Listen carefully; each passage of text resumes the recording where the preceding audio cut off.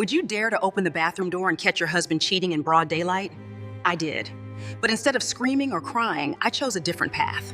Quiet, cold, and powerful. This is the journey of how I rebuilt my life after the cruelest betrayal. Before we begin this story, let me know where you are listening from in the comments below. My name is Madeline Carter. I'm 36 years old. And what I'm about to tell you today will forever change the way you see your own family. They say a broken heart cracks slow, like the drip of water wearing down stone.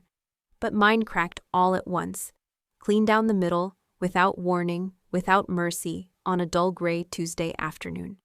It was almost noon when I decided to swing by the house. I had a presentation that day with a wealthy couple renovating their lake house, and I'd left my original design board on the breakfast nook counter. Just one of those careless things you do when your brain is foggy, when you're juggling too many people's expectations and ignoring the ache in your chest you haven't named yet. Before leaving the office, I stopped in the restroom. I looked in the mirror and forced a smile. My reflection smiled back, polished and professional, but hollow.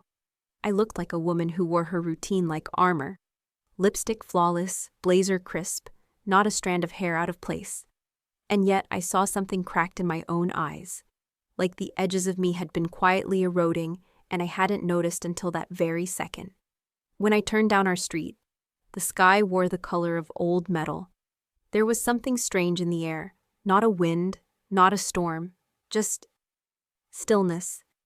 And then I saw it. Becca Turner's Lexus, parked not along the curb where she usually left it when she popped over with banana bread or PTA flyers, but in my driveway, almost touching the garage. A sharp chill ran up my arms. It could have been innocent. That's what I told myself. That's what any trusting wife would tell herself. Becca was a friend. She had a key. Maybe she came to borrow sugar, dropped something off, who knows? But my feet moved before my thoughts could catch up. I slipped off my heels and stepped inside. No TV, no footsteps, no music. Just silence so thick it pressed against my skin. Upstairs, the air shifted, warmer. Faint traces of lavender and eucalyptus lingered. My bath salts, my sanctuary, and then her laugh. High, airy, intimate. Followed by Ryan's voice, low, smug, playful. I didn't panic, I didn't cry, I just knew. I walked toward the master bedroom like I was walking into a dream, my hand brushing the wall to anchor myself in reality. The bathroom door was ajar. Steam rolled out like mist from a boiling lake. I pushed it open, and there it was, my husband, naked, Becca, laughing. Her hand on his chest, his lips near her ear, skin against skin. A scene that didn't belong in my life, in my home, in our bathroom, the one we remodeled together, the one where I hung eucalyptus in the shower head because he said it helped him breathe. I stood there, frozen, air lodged in my throat. Becca gasped. Ryan swore under his breath, scrambling for the towel, but I didn't move. My hand locked around the brass doorknob, fingers digging in until I felt the sting of my own nails slicing into skin. I was shaking, not from rage, not yet, from shock. Pure, cellular-level shock. My body vibrated with it, like something had short-circuited. I felt heat behind my eyes, but no tears came. My chest was hollow. My breath was shallow. In that frozen moment, all the late-night excuses, the distant kisses, the sudden business trips, they all fell into place like a jigsaw puzzle I never wanted to solve. I turned. I walked out, down the hallway, down the stairs, down into the quiet kitchen where the light filtered softly through the sheer curtains, casting lace shadows on the floor. Everything felt too normal. Too unchanged for what had just happened. I saw Ryan's phone sitting on the counter. I grabbed it, unlocked. I didn't know whether to be insulted or relieved. He never thought I'd look. He never thought I had a reason. The screen lit up with unread messages. Becca. Can you smell me on your sheet still? I can smell you on my skin. I scrolled. I should have stopped, but I couldn't. Months. Hotel receipts, nicknames, jokes about me. Ryan. She's always too tired, always planning something, never really here. Becca. Maybe we deserve to be happy. Maybe she doesn't get you like I do. They called me cold, distant, too busy. Each message was a punch, but I didn't flinch. Screenshot, screenshot, screenshot. I emailed them to myself. I made a folder, named it Truth. Then I stood in the middle of the kitchen, listening to the faint sounds of them upstairs, the hush of movement, the low murmur of Becca's voice, Ryan's quiet pleading. And I realized I didn't want to scream. I wanted clarity, so I did something that didn't make sense until later. I picked up my own phone, and I called Tyler, Becca's husband. He picked up fast. "Madeline? Everything all right?" I opened my mouth, but the words stuck. Then finally, "No. Tyler, you should come home, right now." A pause. "Is it the kids? Is Becca okay?" I swallowed. "She's upstairs, with Ryan." Silence. One heartbeat. Two. Then, tight and low, "I'll be there in 5. I ended the call, set the phone down, and waited. Minutes later, the front door creaked open. He stood there in his work boots, dust still clinging to his jeans. His eyes were searching, like he wanted to find a version of reality where this wasn't happening. I didn't say a word, just held out the phone. He read, his mouth tightened. His knuckles turned white. Then, without looking at me, he placed the phone down and did something I didn't expect. He reached out and touched my forearm, gentle, brief, but real. We sat, side by side. The kitchen clock ticked loud in the silence. No one cried, no one screamed. There was only stillness, the kind that follows a natural disaster. In that moment, we weren't two people who had been betrayed. We were two people who knew what it meant to lose your breath and still be forced to keep breathing. We didn't know what would happen next. We didn't talk about what came after. But in the stillness of that kitchen, beneath the weight of what had just been exposed, a tiny ember of something else took root. Not vengeance, not anger, but a fragile, silent agreement. We will not let this be the end of us. And that was the beginning of everything. You always think you'll scream, or throw something, or break down sobbing, but I didn't do any of that. After Tyler left, his jaw tight, eyes dark with a pain I understood too well, I stood in the kitchen, unsure of what to do next. My hands still smelled faintly of lavender lotion. My palms still bore the crescent indentations from my fingernails. I could feel them sting every time I moved my fingers, like a reminder that this wasn't a nightmare. It was happening. I took the long way around the kitchen island, grabbed a glass from the cabinet with mechanical grace, and filled it with water from the fridge. My reflection in the stainless steel door looked like a ghost, skin pale, eyes wide, mouth slack. It wasn't until I tried to sip that I realized my hand was trembling. Water sloshed down my chin. I didn't wipe it. I just set the glass down and stared at nothing. The sounds upstairs had faded. Doors opening, feet shifting, murmurs I couldn't make out. I didn't want to make them out. I walked to the sideboard in the hallway, opened the drawer, and pulled out Ryan's iPad. Another unlocked portal to his lies. I turned it on. The screen blinked to life. Messages, photos, deleted ones, but not fully gone. He was careless. I opened the cloud archive and waited. Slowly, shamefully, the pieces of my husband's betrayal loaded onto the screen. There was Becca, on our bed, wearing my robe, a video clip, short but enough. Her voice, breathless, whispering his name. I clenched the tablet so hard I thought it might snap. I wanted to scream, but instead I took a breath. I made a folder. I moved every photo, every chat, every timestamp into it. I emailed it to myself. I backed it up to my private drive. I printed out a handful of the worst ones and tucked them into a file labeled simply, Ryan, Legal. At some point, I sat on the floor, right there in the hallway, my back against the wall, the iPad still glowing in my lap. I pressed the home button and stared at our old wallpaper, our wedding photo in black and white. I hated that photo, the way he looked at me back then, as if I were the safest place he'd ever known. And now I felt like an old couch someone had kept around too long, familiar but not exciting enough to love. I found his text to Becca about me. She's too tired to care. We barely touch anymore. She thinks our marriage is perfect. It's exhausting. If I had met you first, my hand curled around my wedding ring. I didn't take it off, Not yet. I needed it there.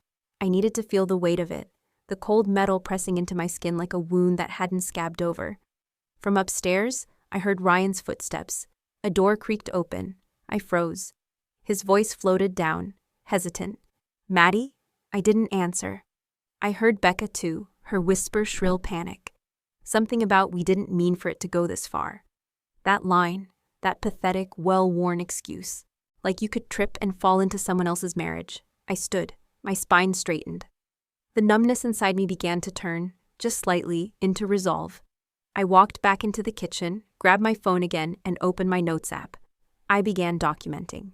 Time of discovery, 12:44 p.m. Witness, Tyler Turner. Devices accessed. Ryan's phone, iPad. Physical evidence, screenshots, videos, messages. I typed like a woman filing an autopsy report on her own life. I moved quietly through the house, collecting everything I needed: documents, financial statements, flash drives. I opened our shared filing cabinet and pulled out every folder with my name on it. I even retrieved the birth certificates, the insurance policies, the prenup tucked in a manila envelope we hadn't looked at in 10 years. My body moved, but I wasn't really inside it. It was like watching a version of myself I didn't fully recognize, but deeply admired. Calm, focused, cold, in a way that protected rather than punished. Then I called my lawyer. The call went to voicemail. I left one. "Hi Linda, it's Madeline Carter. I need to set up a meeting as soon as possible. It's urgent, personal. Please call me back today." I ended the call, then dialed someone I hadn't spoken to in over 2 years. Janelle, my older sister. We hadn't spoken since a fight over our mother's estate. Pride, misunderstandings, time, all those things that keep sisters apart when they shouldn't. She picked up on the third ring. "Maddie? Wow. Hey, it's been a while." My throat closed. My lips trembled. And for the first time since everything broke open, I let something crack. "I need you," I whispered. And that was enough. She didn't ask questions, just told me she was coming. I hung up and went to the dining room, sat at the head of the table, folded my hands like I was praying. But I wasn't praying, I was waiting. Because now I had the evidence, and I wasn't going to scream or beg or make a scene. I was going to prepare. I thought about how Ryan used to laugh at how over-prepared I was, how I kept backup copies of everything, how I color-coded our receipts, how I ran our household like a project launch. He called it obsessive.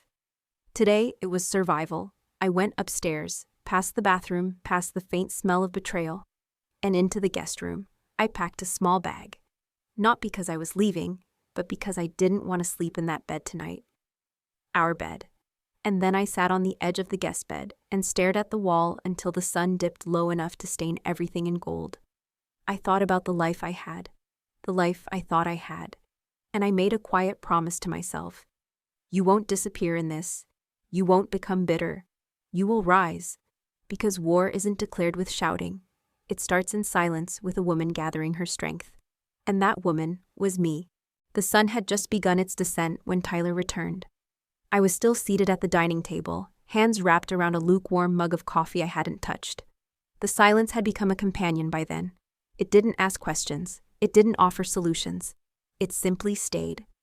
The front door opened quietly. No dramatic bang. No footsteps storming through. Just a soft creak, like the house itself exhaled. Tyler stepped into the kitchen wearing the same dust-covered work clothes, but something in him had shifted. He looked heavier, not in body, but in soul. A man whose illusions had finally cracked and left him holding sharp pieces. I rose slowly, unsure what to say. What do you say to someone whose life you just upended, even if it wasn't your fault? We stood across from each other, and for a moment, neither of us moved. The silence stretched between us like a fragile bridge, waiting to be tested. He was holding a manila envelope, thick and bent at the corners. "I found this," he said, his voice raw, "in Becca's nightstand, hidden behind a stack of old journals." He placed it on the table between us. I opened it slowly. Inside were printed emails, screenshots, airline receipts, a key card to a hotel 20 miles away. The timestamp on one of the photos matched the weekend Ryan told me he was at a design expo in Nashville. They hadn't just cheated. They'd planned. They'd lied with precision and repetition. It wasn't spontaneous, it was systematic. I felt the sting in my chest like heartburn, like my ribs were squeezing too tight. I pressed a hand to my collarbone, tried to breathe through it. Tyler sat down across from me. He looked straight ahead, not at me, not at the evidence. I didn't know, he said quietly. I mean, maybe I suspected something. The late nights, the excuses. But I thought, he exhaled. I thought it was just me. That hit deeper than I expected. The loneliness, the self-blame, the constant wondering if you'd done something to deserve the detachment. I thought it was just me too, I whispered. We sat there, two strangers married to liars, breathing in the same wreckage. Then something unexpected happened. Tyler reached across the table, not abruptly, not dramatically, just a small movement. His fingers brushing the back of my hand. The warmth of his skin, rough from work, grounded me. It wasn't romantic. It wasn't a gesture of hope. It was simply one of acknowledgement, of mutual grief. I didn't pull away. I let the silence speak for us. Later, he asked, "Do you want to go upstairs?" I shook my head. "No, I've already seen enough." He nodded. "Same." We both knew what was happening upstairs. The hushed conversations, the frantic dressing, the rehearsing of excuses. "I'm not ready to talk to her," he said. "Not tonight." I understood. Neither was I. Instead, we moved to the porch. The late afternoon light spilled across. The floorboards, the cicadas had begun their song.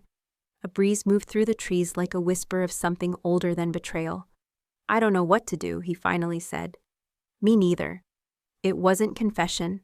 It was communion. The quiet stretched again, but it wasn't heavy this time.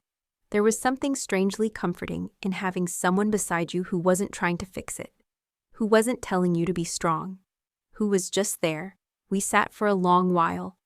At some point, he reached into his pocket and pulled out a folded photo. He handed it to me without saying anything. It was of their son. About 9, with sandy brown hair and a toothy grin. He was holding a fishing rod, grinning up at the camera like the world had never touched him. "I think he knew something was wrong," Tyler murmured. "Kids always do. They just don't have the words for it yet." I looked at the boy's eyes. I remembered seeing him on his bike last week, riding past our driveway, waving at me like everything was normal. "Ryan and I never had kids," I said quietly. "We tried. It just never happened." Tyler nodded, not in pity, just in understanding. "That must have been hard." I stared at the photo. It was. I used to think maybe that was why Ryan pulled away. But now I think he was always going to be someone who needed more praise, more thrill, more attention. He sighed. Becca, too. She always needed to be admired. She fed off it. I thought loving her would be enough to fill that need, but some people are just bottomless. "Black holes," I said. "Exactly." We both went quiet. A neighbor's sprinkler kicked on in the distance. Somewhere, a dog barked. "They said they loved us, you know," I said. "They told us they loved us, and lied in the same breath." "Yeah." We sat with that truth. The heaviness of being betrayed not just by action, but by language, the corruption of "I love you." Tyler turned to me. "What are you going to do?" "I don't know yet, but I'm not going to pretend anymore." He nodded slowly. "That's a start." He rose, his knees cracking as he stood. "If you ever need anything, even just someone to sit with, you've got my number." I nodded. "Same goes for you." He walked down the steps and paused for a second, like he might say more, but didn't. Then he kept walking. I watched him until he turned the corner. When I stepped back inside, the light in the house had shifted. Everything looked a little different. The air didn't feel like mine yet, but it didn't feel like theirs either. I took the manila envelope and slid it into my own folder. Then I sat back down at the table. I didn't cry. I didn't rage. But I let myself feel it fully, the betrayal, the weight of it, the quiet strength it was already forcing me to build. I thought of Tyler's son. I thought of the broken promises, the quiet desperation, in both our eyes. And I made myself a vow. This ends with me reclaiming my peace, not destroying theirs. The war hadn't begun. But the alliance had. The house was far too quiet. After Tyler left and I closed the front door, I stood there for a long moment with my hand still resting on the doorknob. The silence wasn't comforting, it was unnatural, like the walls were holding their breath, afraid to echo the truth that had seeped into every corner of this house. I climbed the stairs slowly, my feet felt like lead. Every creak beneath them reminded me of the hundreds of times I had walked these steps before, carrying laundry, rushing to kiss Ryan goodnight, laughing after a glass of wine. Now, I climbed like someone going to identify a body. At the top of the landing, the scent hit me again. Lavender, eucalyptus, and something else, something floral and artificial, Becca's perfume, sweet, cloying, like a cover-up, like guilt pretending to be innocence. I stood in front of the master bedroom door, listening. Nothing, no whispers, no scurrying. They knew I was still in the house. They were probably sitting on the edge of the bed, fully dressed by now, hands clenched together like naughty children waiting to be scolded. I didn't knock. I opened the door and stepped inside. They were there, side by side, on the edge of the bed.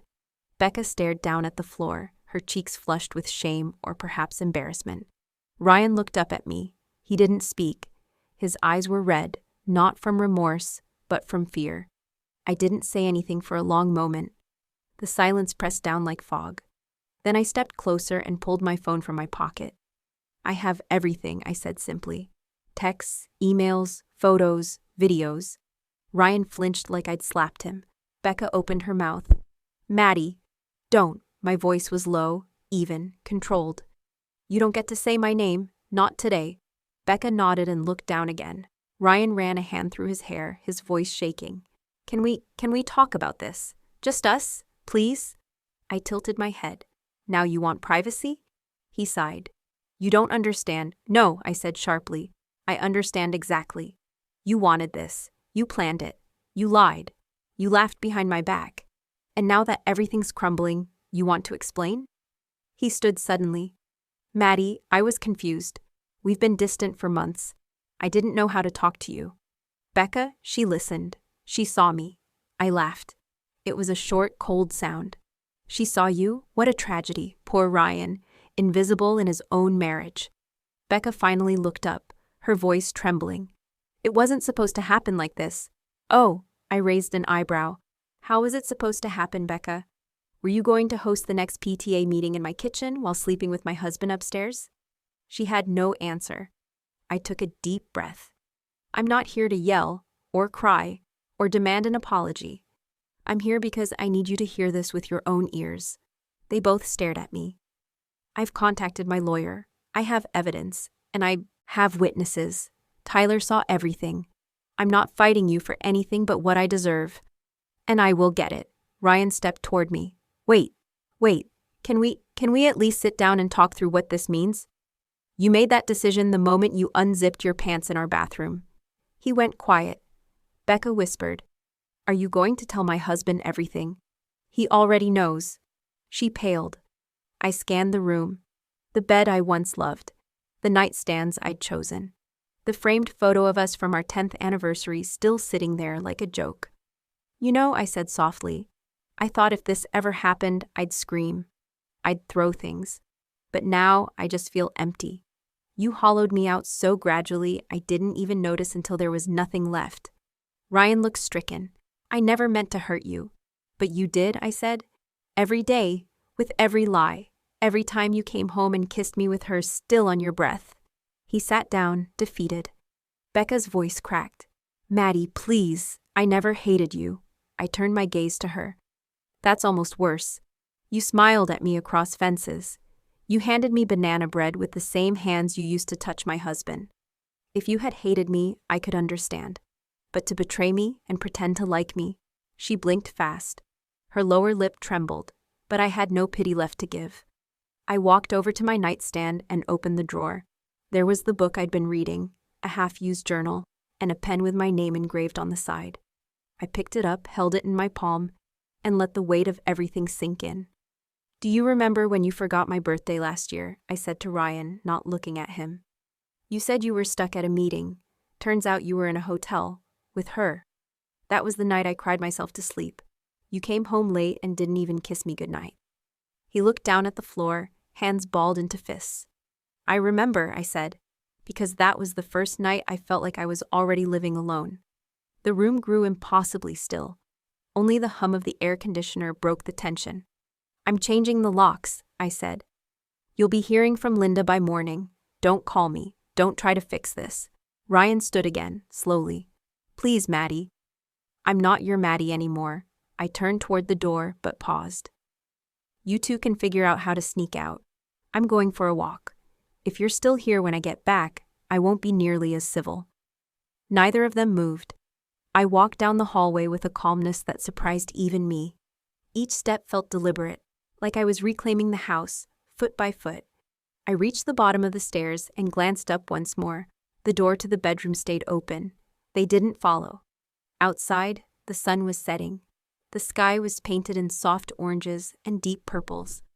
I walked down the sidewalk barefoot, needing to feel something real beneath me. My skin prickled as the cool evening air wrapped around my arms. At the end of the street, I sat on the bench beneath the oak tree, the same one Ryan and I used to sit under during neighborhood block parties. I pulled out my phone and hit record. My voice was steady. October 3rd, 5:54 p.m. Today I stood in front of the people who betrayed me, and I didn't scream. I didn't fall apart. I laid down my terms, and I walked away. This is the day I stopped surviving and started reclaiming. I ended the recording and saved it under a new folder. The day I woke up, and for the first time in what felt like months, I exhaled completely.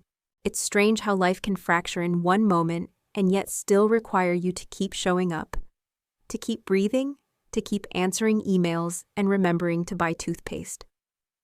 I woke up the next morning in the guest room, surrounded by a version of my life that suddenly felt borrowed. The bed smelled like nothing. No trace of him, no trace of us. Just clean sheets and the sharp, sterile scent of lemon detergent. I sat up slowly, disoriented for a second, until the sharpness of reality came back like a slap. Ryan, Becca, the bathroom, the silence, and then clarity. It was time to start protecting myself. I threw on a sweatshirt and jeans, tied my hair into a bun, and walked into the kitchen. The coffee maker gurgled to life as I pulled out my phone and scanned my inbox. A reply from Linda, my lawyer. She had an opening at 2:30 p.m. I typed back one word, confirmed. Next, I opened my notes. I had created a checklist the night before under the heading, War Chest. Bank accounts, passwords, changed credit card statements, printed property deeds, copied retirement accounts, separated by name joint accounts, to be frozen after meeting with Linda. Each item gave me back a fragment of control. This wasn't about revenge, not yet. It was about survival, self-protection, drawing lines where the invasion had begun.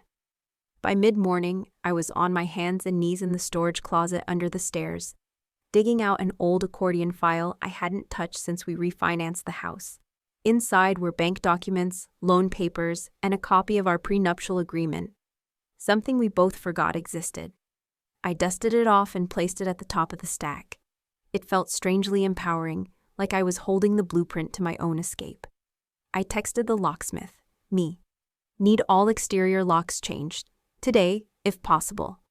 Locksmith. 3 p.m., okay? Me. Perfect. I'll be here. By noon, I had packed up Ryan's remaining clothes and toiletries into 2 large garbage bags and placed them in the garage. Not out of spite, out of necessity. I needed the air in that house to shift, to breathe without the weight of his presence. I didn't hear a sound from Ryan. Not a knock, not a voice, not a single apology note slid under the door. I didn't care if he was holed up in a motel or camped out in Becca's guest room. Let him explain that to her husband. By 1:45, I was parked outside Linda's office in a quiet corner of a red brick law building downtown. I sat in the car for 5 full minutes, gripping the steering wheel, rehearsing what I would say, how I would say it without breaking. Linda was calm and clear-eyed, sharp in every sense. She offered tea, which I declined, and then opened a yellow legal pad. Let's talk about the facts, she said. I laid out everything, the texts, the photos, the timeline, Tyler's witness statement. She took notes, asked crisp questions, nodded occasionally. When I mentioned, Becca's attempts to justify the affair, Linda looked up. Do you believe she'll be a problem? She's weak, I said. She only plays bold when she's sneaking. Linda nodded. We'll start with financial protections. Then we address property. Lastly, any legal exposure around joint ventures or accounts. You're not just reacting anymore, Madeline. You're positioning yourself. Those words, positioning yourself, they wrapped around me like armor. Before I left, she placed a folder in my hands. Here's a copy of the initial action plan. Keep it close. No matter what he says, don't agree to anything without running it through me. I nodded, tucking the folder into my bag like it was sacred. By 3 p.m. sharp, the locksmith arrived. A stocky man named Curtis with kind eyes and a toolbox that rattled with authority. Rough day, he asked, not unkindly. You could say that. He worked quickly, efficiently, changed out every lock, handed me 3 new keys, and even tightened the front door hinges. No one gets in unless you let them in now, he said as he packed up. Those words echoed long after he drove off. I stood inside my house, turning the new key over in my palm. I walked room to room, locking and unlocking each door like a ritual, a symbolic reclaiming of space. The locks weren't just changed, they were mine now. At 5:00 p.m., my phone buzzed. Ryan, can we please talk? Ryan, I know I hurt you, I'm sorry. Please let's talk. I stared at the screen, my thumb hovered. Then I pressed silence notifications. Then block. I wasn't ready to listen. Maybe one day, but not now. Not when I was still sewing myself back together. That evening, I finally opened the guest room window. The breeze smelled like rain and cut grass. I sat on the edge of the bed, staring at my reflection in the dresser mirror. For the first time in weeks, I didn't look like a woman about to collapse. I looked like a woman who had made a decision. In the drawer beside me was an old jasmine-scented candle I hadn't lit in years. It used to be my favorite. I lit it and let the scent fill the room. Then I opened a notebook, a fresh one, first page blank. I wrote, Today I moved the battle inside a courtroom, not a bedroom. Today I protected my name. Today I chose to keep going. Then I flipped to the next page and began sketching, a habit from my design school days. My hand moved slowly at first, then with ease, I sketched a living room, open and bright. Soft textures, tall windows, a single armchair by a fireplace. It wasn't my home now, but it could be, a place that was entirely mine. I stared at the sketch and smiled softly. The old me would have begged for answers, would have clung to what if and why not. But the woman lighting jasmine candles in the guest room, she was someone new, someone building a wall, not out of bitterness, but out of clarity, and brick by brick, boundary by boundary, she was coming home to herself. Some women scream when they reach their limit, some cry, some collapse. I chose something different. I chose stillness. 2 days after I blocked Ryan's number and locked him out of the house, I stood in the foyer with the file folder from Linda pressed tightly to my chest. I'd spent the morning reviewing everything, preliminary filings, lists of financial disclosures, projected timelines. It all looked clean on paper, sharp, controlled. But inside me, the storm had only just begun to settle.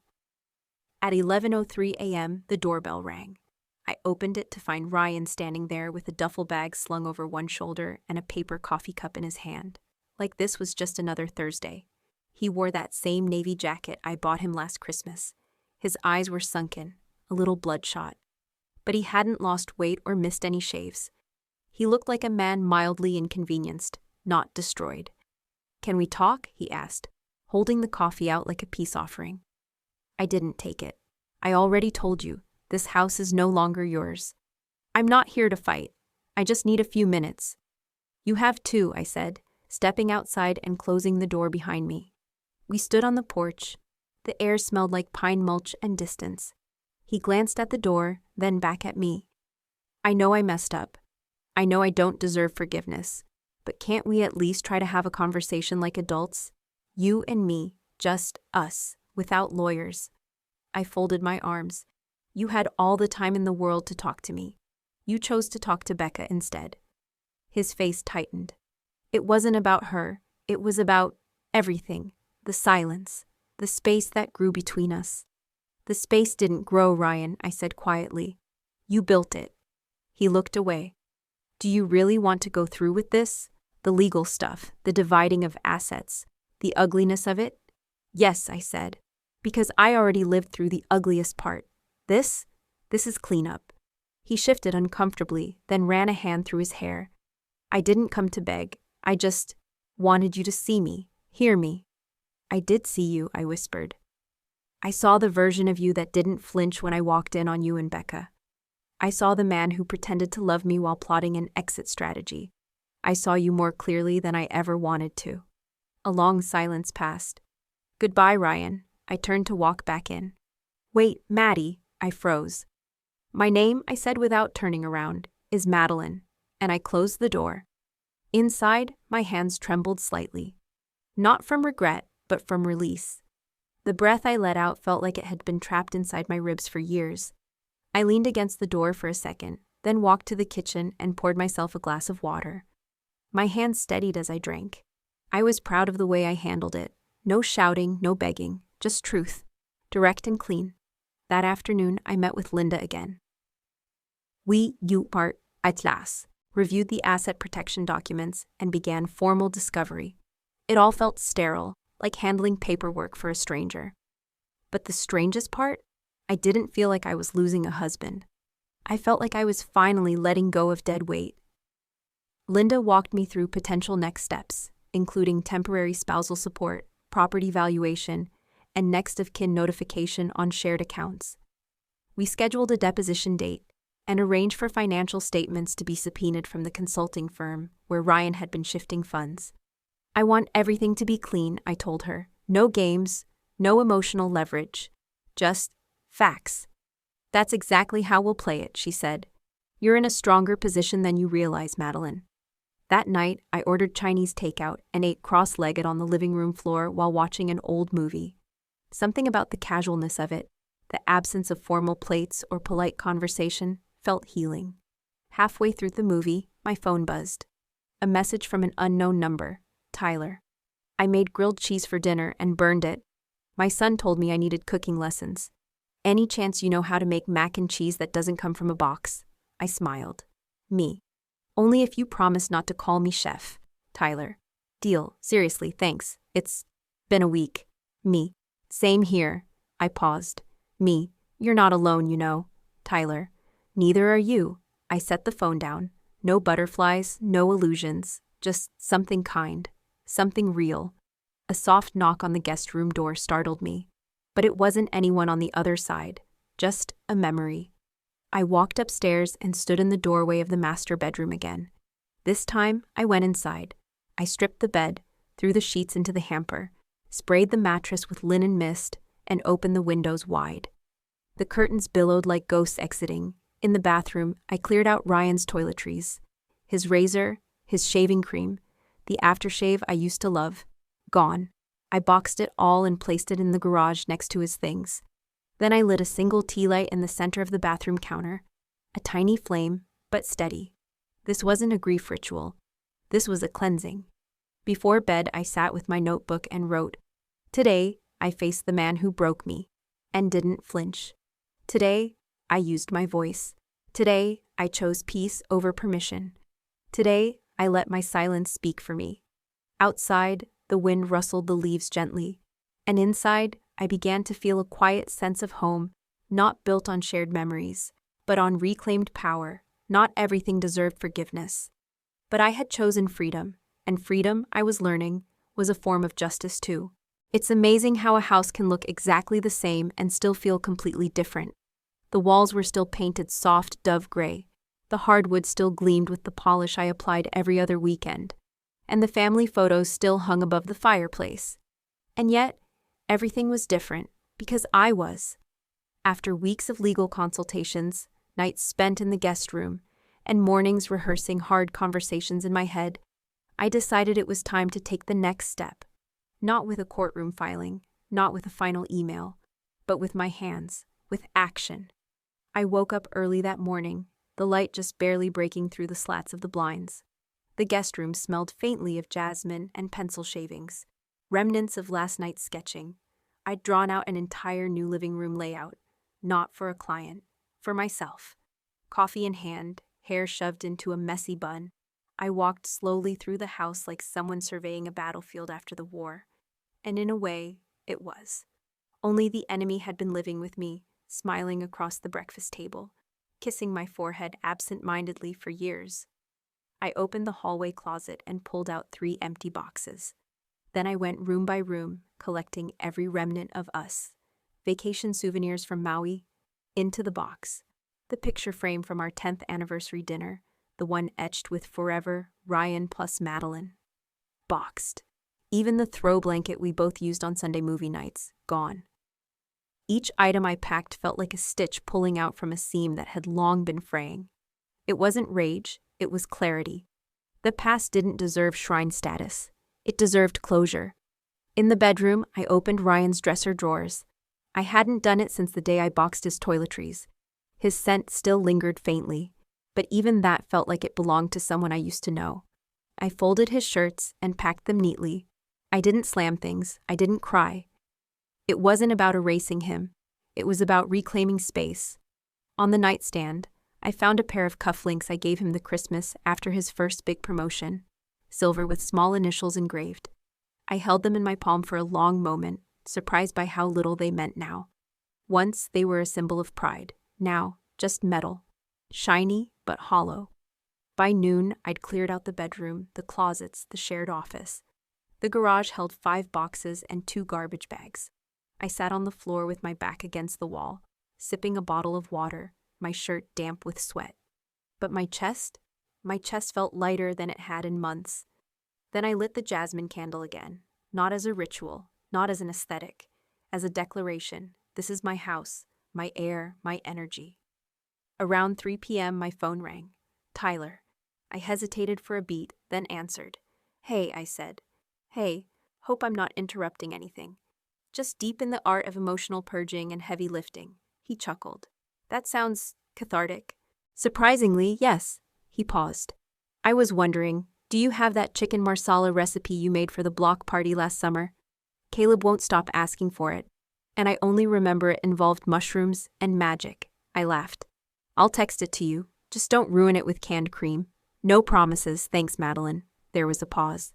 Also, if you ever want to grab a coffee, not as sad neighbors, but as humans figuring stuff out, I'd like that. I smiled into the phone. I'd like that too. After we hung up, I leaned back and stared at the ceiling. The stillness felt different now, not empty, open. Later that evening, I walked through the house again, not to clean, just to see it, to witness the change.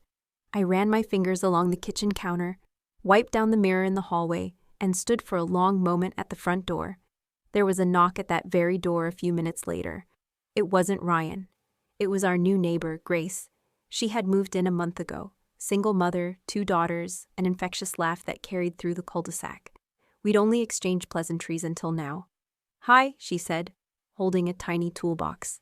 Sorry to bother you, but my sink's leaking and I don't know the first thing about wrenches. Any chance you know how to play plumber? I blinked, then smiled. Come in. I've got tools and leftover takeout. She stepped inside and looked around. Your place is beautiful. Thanks, it's a work in progress. She nodded. Aren't we all? We fixed her sink together, laughed over lukewarm dumplings, and talked about how many ways a heart can break without making a sound. Grace didn't pry, and I didn't overshare. But there was something comforting in the easy rhythm of our conversation. No judgment, just recognition. After she left, I sat in the middle of my empty living room and finally felt what I hadn't in weeks. Pride. Pride that I didn't burn the house down in fury. Pride that I had built something new from within the ruins. I didn't have all the answers. The court date loomed. The financial negotiations were still in play. The trust would take time to rebuild. With myself, with anyone new. But I had chosen myself. And that was a start. That night, I wrote in my journal, today, I took back my space. Today, I cleared the wreckage. Today, I planted something new in the empty soil. And tomorrow, I'll water it. With the jasmine candle burning low, I fell asleep not with exhaustion, but with something close to peace. The kind that doesn't come in waves, but in quiet, steady pulses that say, you made it, you're here, keep going. It started with a single brushstroke. In a dusty corner of my garage, tucked between boxes of old decor samples and forgotten tools, I found a canvas I hadn't touched in years. It was blank, of course, still wrapped in the plastic it came in.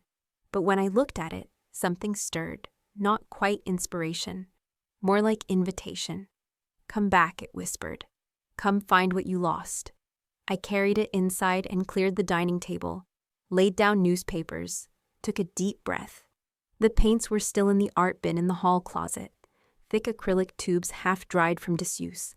I squeezed out black first, then gray, maybe because that's how things still felt inside me, murky, weighty, undefined.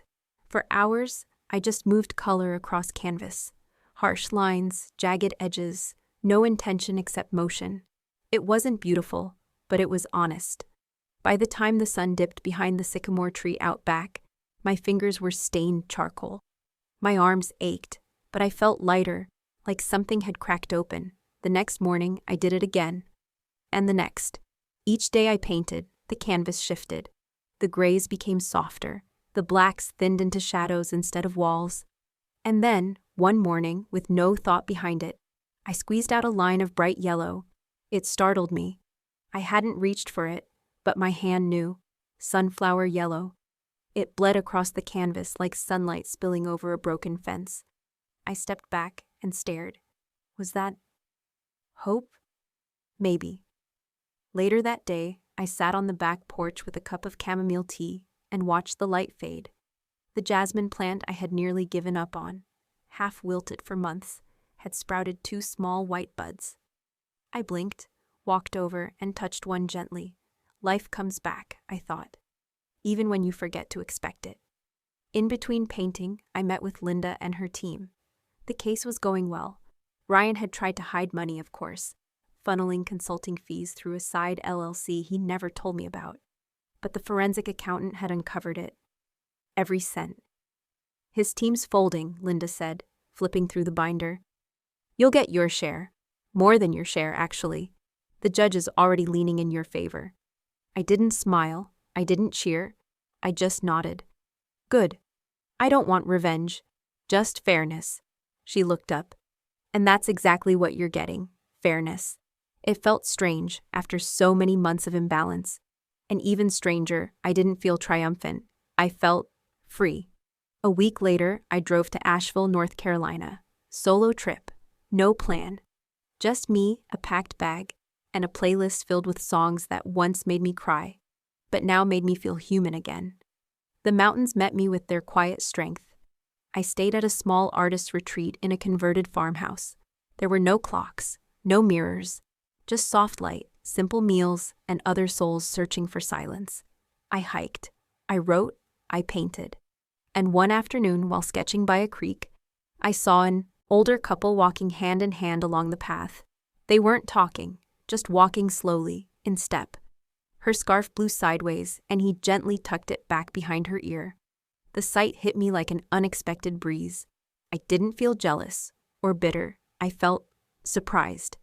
Because for the first time, I realized love still existed. Gentle, loyal, enduring love. It hadn't died with my marriage. It hadn't evaporated into cynicism. It was out there, just not for me, with Ryan. And that was okay. That night, I sat on the front porch of the retreat, sketchpad on my lap. The moon cast soft silver over the hills. I drew a bench, empty, beneath a tree. No people, just peace. It felt symbolic, not lonely, but spacious.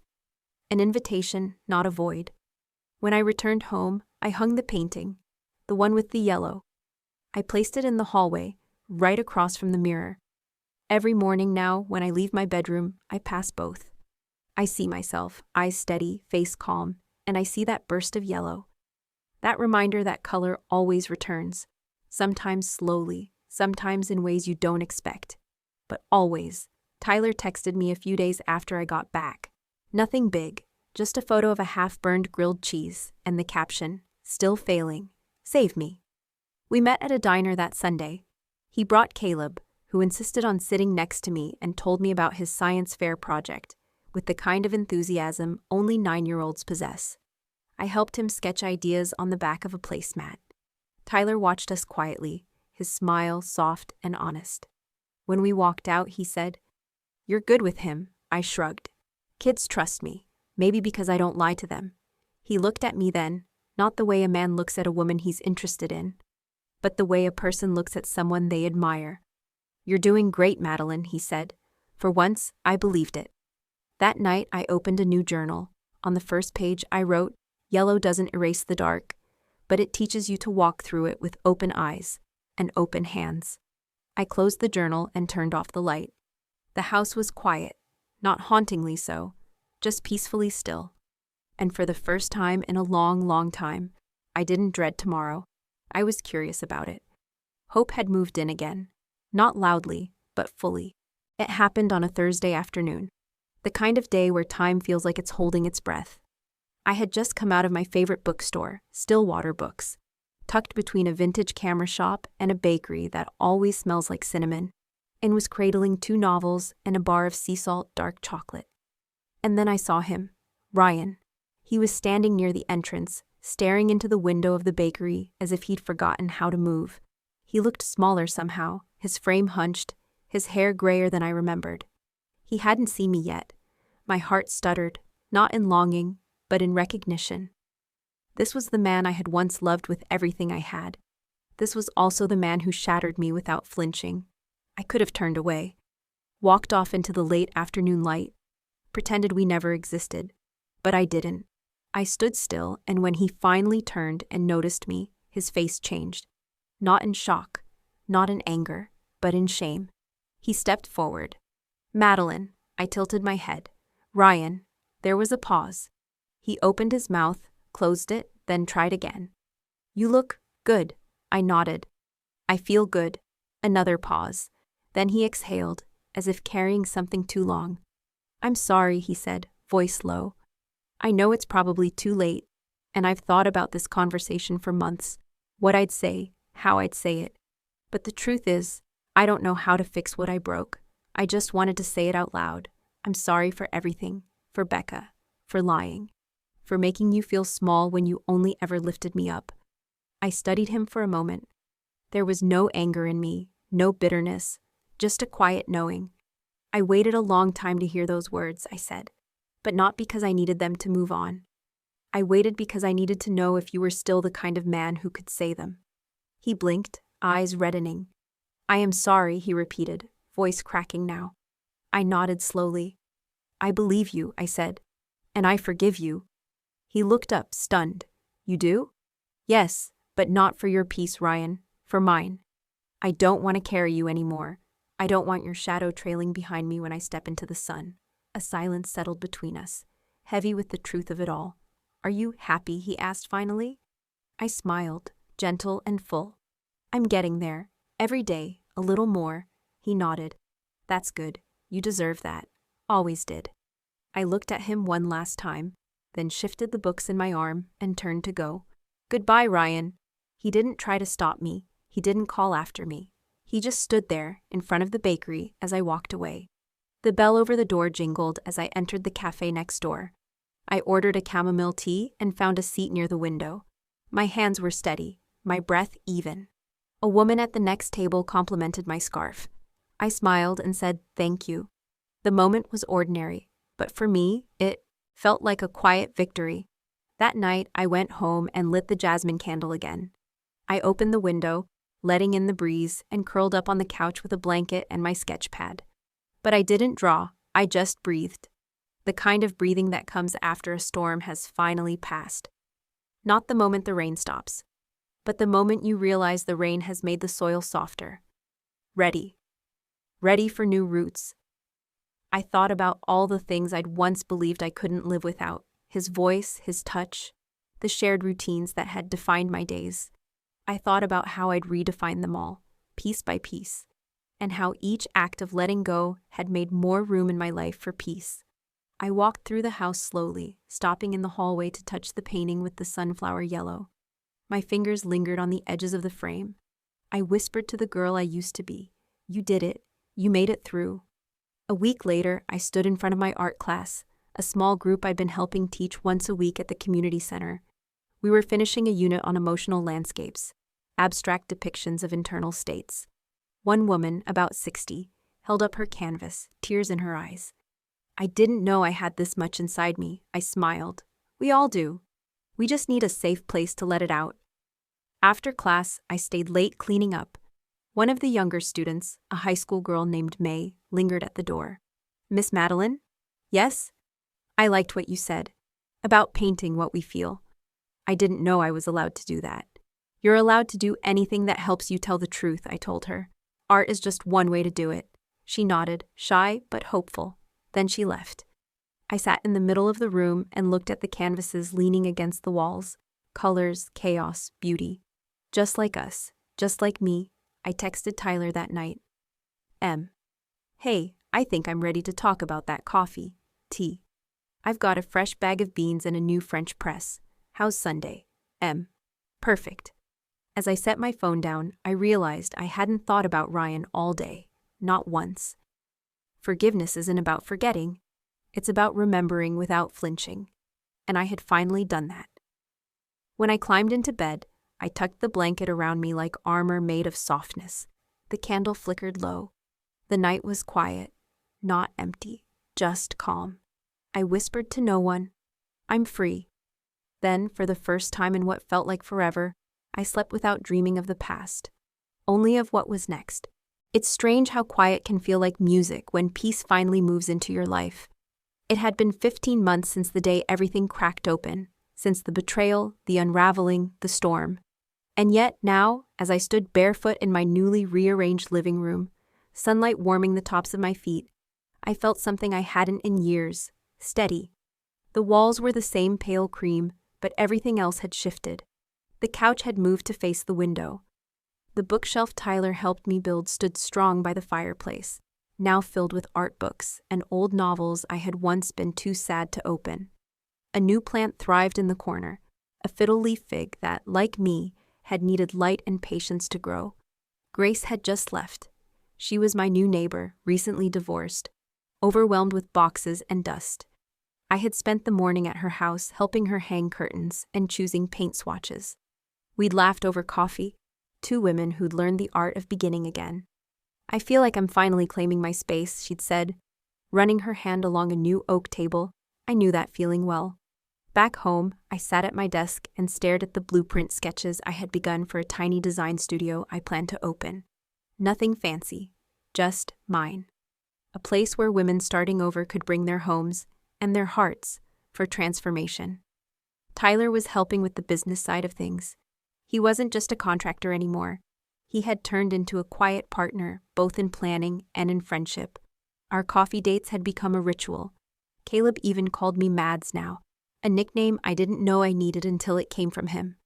There was no romance between Tyler and me, not yet. Maybe never, but there was trust.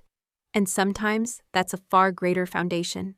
We had both learned what it meant to be hurt, and more importantly, what it meant to heal beside someone who didn't try to fix you, just walked with you. That evening, I recorded the latest episode of my podcast, The Day I Woke Up. I never imagined people would listen to it, let alone reach out with letters, voice notes, stories of their own resilience. But they did. And somehow, through telling my story, I'd helped others step into theirs. I sat in front of the microphone, took a breath, and began. Sometimes, healing doesn't look like fireworks. It looks like rearranged furniture, new curtains, a walk with a neighbor. Sometimes, the greatest revenge isn't destruction. It's reconstruction. It's living fully when they thought they had broken you. I paused, letting the words hang. I used to believe that survival meant becoming hard, but I've learned that real strength is soft. It bends, but doesn't break. It forgives, not because it forgets, but because it refuses to be chained. A beat. Then, I don't know where you are in your story, but I hope you know this. The version of you on the other side of heartbreak is worth meeting. She is. Not weaker, she is wiser. She decorates her home with hope. She pours tea for grace. She plants flowers in soil that once only knew pain. I ended the recording, my voice steady. Outside the window, dusk painted the sky, lavender and gold. Later that night, I opened the small wooden box I kept on my dresser. Inside was the necklace I'd worn during the final months of my marriage, a delicate gold chain with a key-shaped pendant. I hadn't touched it in a year. I held it in my palm, feeling its weight. Once it had symbolized the home I shared with Ryan. Now it meant something different entirely. I slipped it around my neck and looked at myself in the mirror. This wasn't the face of a woman broken by betrayal. This was the face of a woman who had built a new house inside herself. Room by room, light by light. At the doorframe, my reflection whispered, "Welcome home." A few weeks later, I stood in my studio. It wasn't open yet, but the scent of fresh paint and new beginnings hung in the air. Tyler leaned against the doorway, sipping coffee. "You ready?" he asked. I nodded. "More than ready," he smiled. "You built this." I looked around, at the soft lighting, at the sketches pinned on the wall, at the words painted across the back wall in looping cursive. "Design the life you deserve." "Yes," I said. "And now I get to help others do the same." He looked at me, not as someone fragile, but as someone whole. "That tagline should be on a billboard," I laughed. "Maybe one day." As we left for lunch, I turned off the lights, the key pendant brushing against my collarbone. Life didn't go back to how it was. It became something better, not perfect, but mine. I've learned that the most powerful story you can ever tell is the one where you didn't just survive. You redesigned everything, from the ground up, for you. As I finish this last chapter of my story, I want to leave you with this. The crack you're afraid will destroy you. It might just be the doorway, so step through it. Design your life. Don't wait for permission.